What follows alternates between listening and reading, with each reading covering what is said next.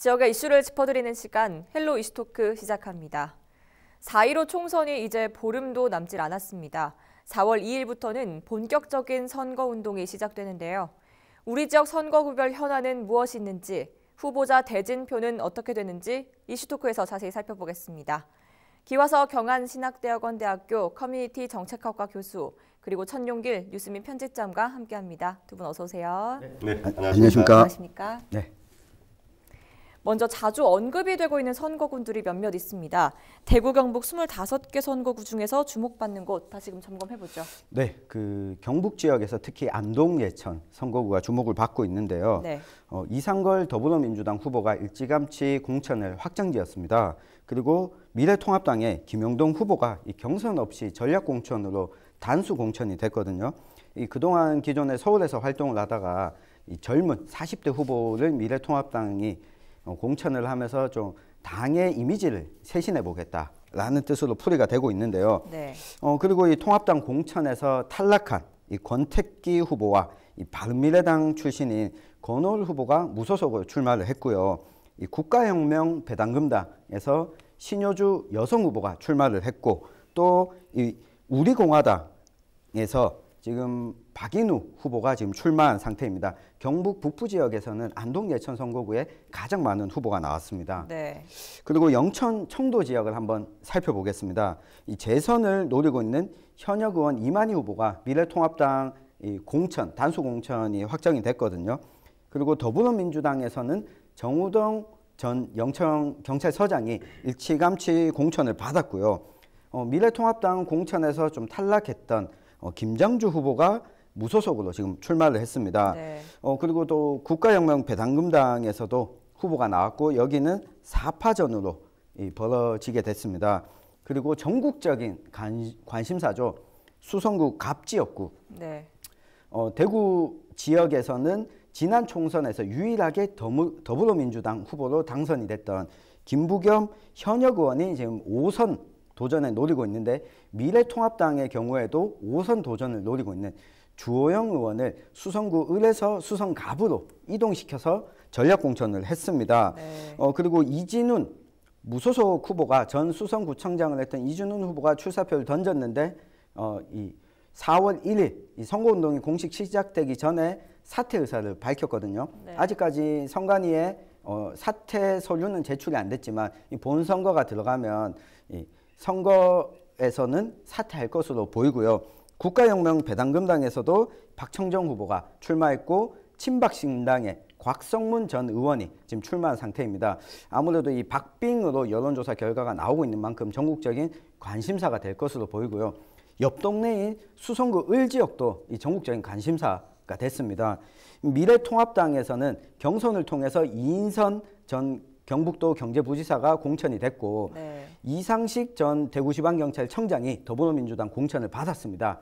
여기에 무소속으로 홍준표 전 자유한국당 대표가 출마를 하면서 이 격전지가 됐는데요. 이 국가혁명 배당금당에서도 신익수 배당금당 대구시당 위원장이 지금 출마를 해서 이 4파전이 벌어지게 됐습니다. 네.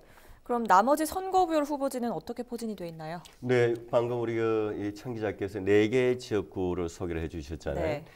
경북의 다른 지역은 이번에 선거구가 변한 곳이 여러 군데가 있습니다. 그곳을 중심으로 좀 소개를 하면, 네. 원래 영주의 경우는 단일 선거구였는데 이번에 이제 영주, 봉화, 울진 4개 시군의 하나의 구로 됩니다. 여기에는 당별로 소개를 할게요. 이제 1, 2, 3당 그리고 네. 무소속으로 소개를 하는데, 이제 더불어민주당에서는 황재선 후보, 그 다음에 통합당에서는 박형수, 그 다음에 혁명당의 이제 김형규, 그 다음에 무소속으로 이제 장윤석 후보가 이제 후보를 했습니다.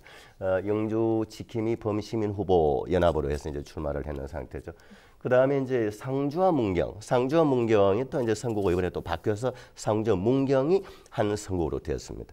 여기에도 이제 당 중심으로 먼저 소개를 한 더불어민주당에서 정용훈, 그 다음에 미래통합당 임이자 후보, 그 다음에 국가혁명 배당금당 이번에 전국에서 가장 많은 지역구를 배출한 당입니다. 네. 여기 이제 상주 문경에 이은우라고 하는 분이 이제 후보되어 있고, 무소속으로 이한성 변호사가 무소속으로 신청을 해놓고 있는 상태입니다.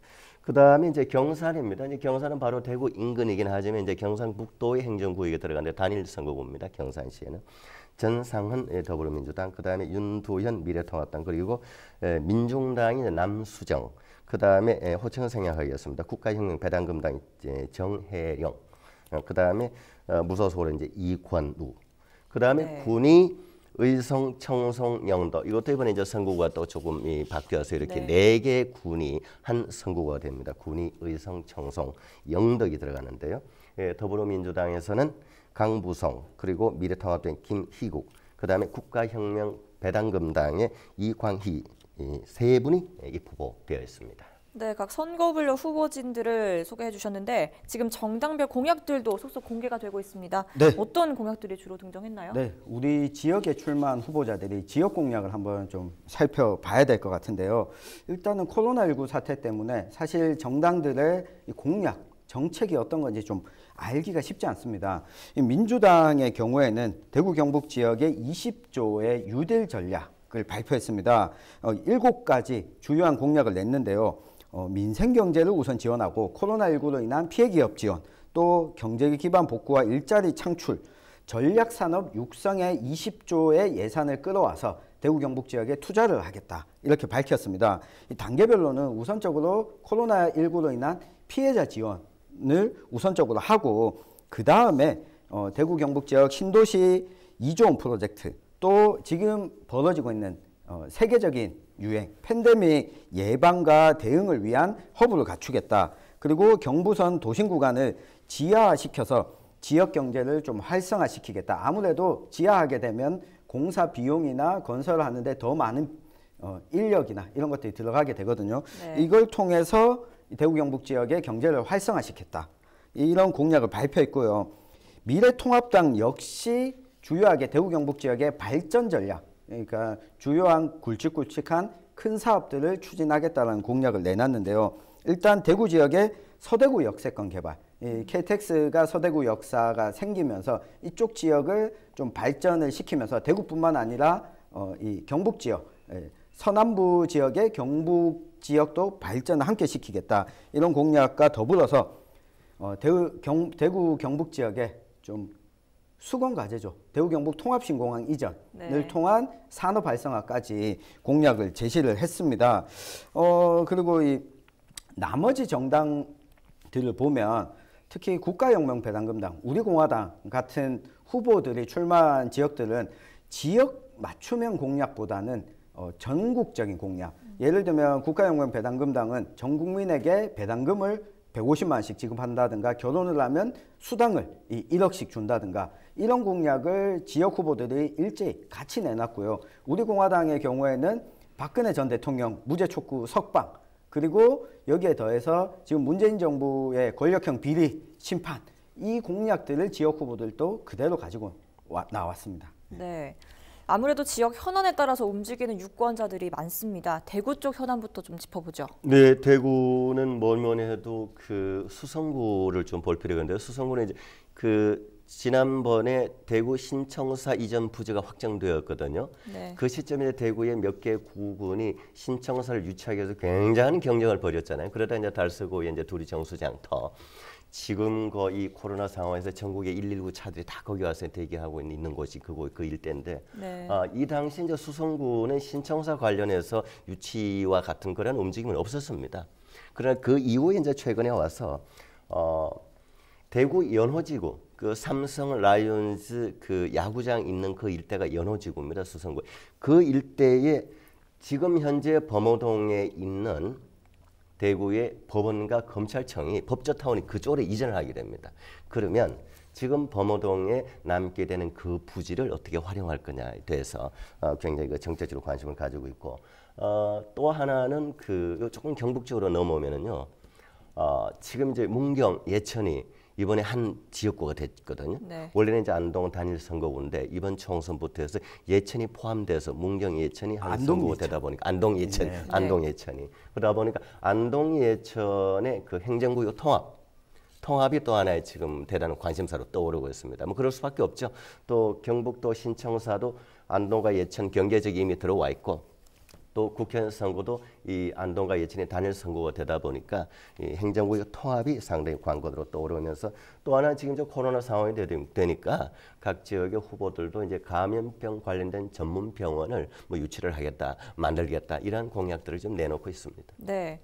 경북의 경우는 선거구 조정이 좀 됐기 때문에 더 네. 살펴볼 현안이 많은데요. 어떻습니까? 네, 앞서서 우리 기 교수님께서 말씀을 해주셨지만 네. 안동 예천 이 행정통합 이야기가 선거구도 같이 묶이게 되면서 좀 힘이 실리게 됐습니다.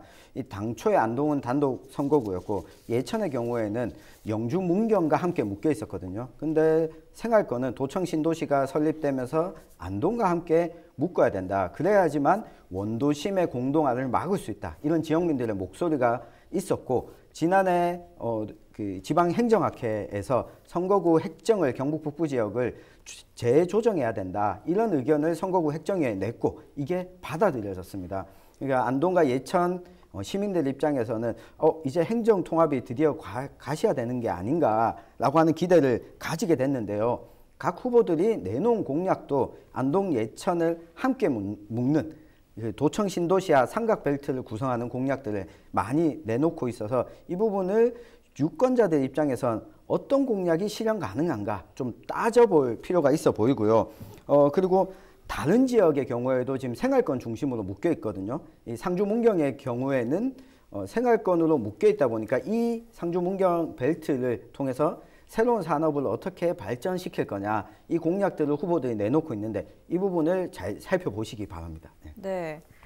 또 코로나19로 대구와 경북 몇 군데, 몇 지역이 특별 재난 지역으로 선포가 됐는데 이를 놓고 여야가 대립각을 세우고 있기도 합니다. 이것도 좀 짚어주시죠. 네, 이 부분은 조금 뭐 지난한 과정인데 코로나가 발병이 되면서 이제 대구 전역과 그리고 이제 경북도 경북 전역은 아닙니다. 이제 경북에서 가장 심했던 곳 경산 그리고 청도, 봉화 네. 이 세 군데 시군을 특별 재난 지역으로 지정을 해달라고. 뭐 그 시점에는 3월 초 시점만 해도 여야 구분 없이 지하의 이 대구 지역에 여야 구분 없이 엄청 요구를 했잖아요. 했는데 막상 어떻게 되었습니까? 어쨌든 정부가 지정을 했잖아요. 어쨌든 대구와 경상북 또 일부를 지정을 해놓고 나니까 여기에서 또 이 여야가 또 이제 인식차가 또 달라지는 거예요. 이쪽에 이제 미래통합당과 관련된 뭐 지금 현재 이제 야권에서는 그걸로 약하다. 특별 재난지역 선포만으로 될 일이 아니고 이미 대구 경북은 초토화되어 있고 지역 상권 다 죽었다. 너무 전국적인 관점에서 보지 말고 좀 더 뭔가를 좀 강력하게 이 경제 활성화 대책을 좀 마련해달라. 이제 이렇게 이제 얘기를 하고 있고, 이제 이 여당 쪽 입장 그리고 이제 더불어민주당과 관련된 입장에서는 지역 정가에서는 무슨 소리 하느냐. 특별 재난지역 선포 됐잖아. 다 같이 노력했고 또 민주당 쪽에서는 뭐 김부겸 의원을 비롯해서 민주당 이 지역의 대표적인 이 정치인들을 중심으로 해서 중앙에 집중적으로 요구를 해서 이조건 없는 돈을 받아왔지 않느냐. 이러면 우리 나름대로 역할을 했다. 최선을 다하고 있다.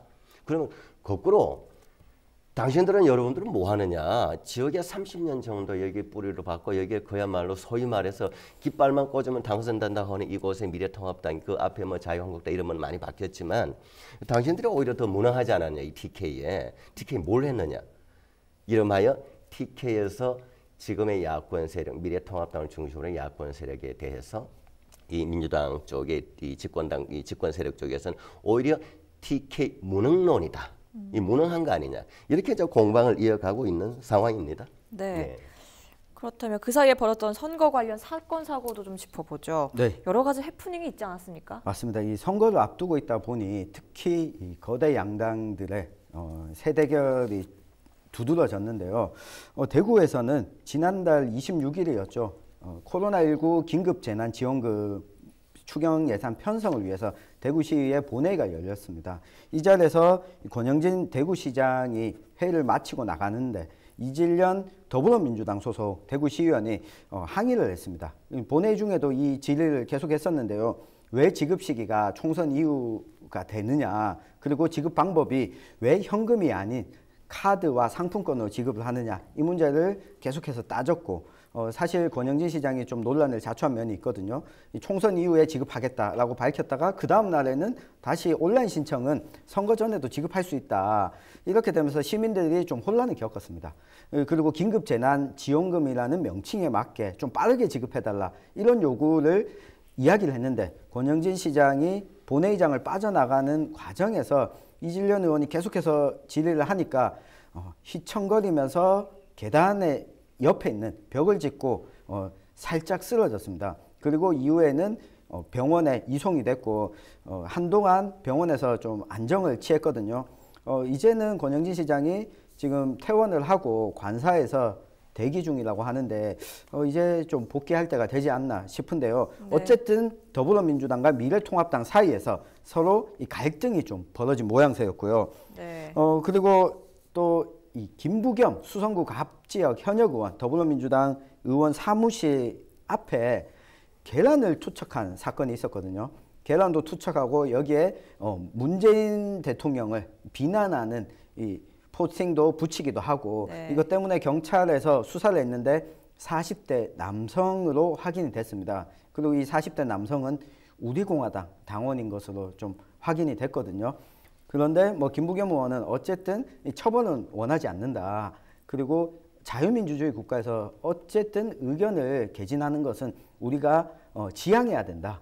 하지만 이 선거운동 과정에서 폭력적인 행위가 일어나서는 안 된다. 이렇게 밝혔습니다. 네, 이 선거운동 방해와 관련해서는 집중 단속을 강화하기로 했다는데요. 내용 짚어주시죠. 네, 뭐 매 선거마다 항상 이루어지는 일이죠. 그러나 이제 이번 올해 21대 총선 지금 바로 2020년 지금이 4월 시점에서 이제 핵심은 국가적인 이 코로나 사태잖아요. 그러다 보니까 이제 각 후보들도 예전과 같은 선거운동을 할 수가 없죠. 네. 직접 사람을 만나서 뭐 악수를 한다거나 이렇게 뭐 수많은 사람을 동원해서 그 유세를 하는 것도 이제 불가능하니까 소위 말해서 이제 SNS를 이제 주로 활용할 수밖에 없는 거죠. 이제 컴퓨터라든지 우리 이제 모바일을 통해서 그러다 보니까 좀 가짜 뉴스라든지 뭐 유언비어를 유포한다든지 이런 일들이 많이 생기곤 하죠.